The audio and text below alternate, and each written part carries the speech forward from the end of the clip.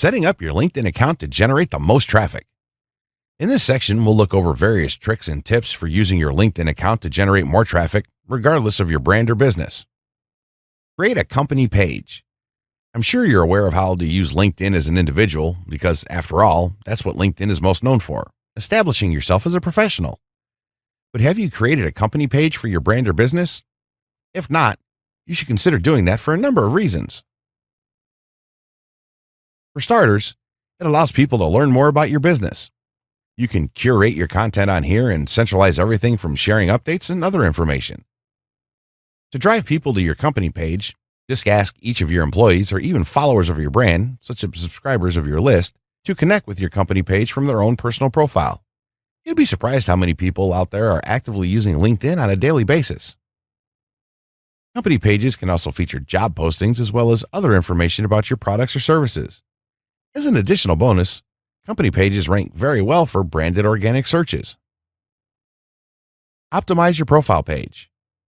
For starters, you should make sure you have a good profile picture, a complete summary that introduces yourself or your company, and a concise history of achievements and experiences. Don't overlook the importance of these fundamentals within your profile page. Here's just a few ways to optimize your profile.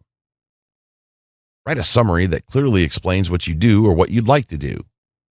Make it easy for people to contact you via email or LinkedIn. Be honest, be specific, and use numbers when possible. Read your profile out loud and look out for typos.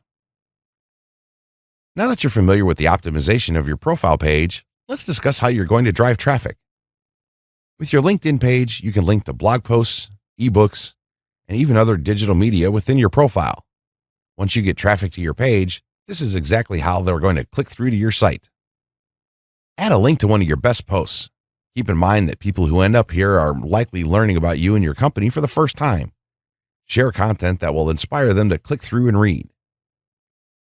Your media will appear in your summary, which is one of the first things people see when viewing your profile.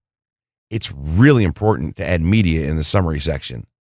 LinkedIn might ask you to add publications or projects. You can create external links with those features, but they appear at the bottom of your profile. Stick to the summary for maximum exposure. Focus on your summary. Nowhere should your profile be more differentiated than in the summary section of your LinkedIn profile. This is your opportunity to describe yourself in the context that you want to use the network. For instance, a person conducting an open job search might explicitly write that in the summary, or a person seeking to establish thought leadership within their field might highlight their accomplishments and how they demonstrate their expertise. Louise Fletcher of Blue Sky describes her ideal template for this section as 5 paragraphs, while Laura Smith-Prawl of Job Hunt suggests focusing on the readability of this section above everything else. The summary communicates everything, really. It's the first substantive thing that people will read on your profile and should communicate while you're using the network, or in the case of incognito job searches, intimate as such. Customize your URL. This may seem like a trite thing, but the impression that the link linkedin.com/Jim Doherty makes as opposed to linkedin.com/in/A5620E9 is both subtle and substantive. The former looks better and intimates familiarity within the network, while the latter makes it appear that you're not familiar enough with LinkedIn to make a very easy customization. A non-personalized URL communicates lack of familiarity within the LinkedIn network. A custom URL may make it easier to remember your profile and to navigate back.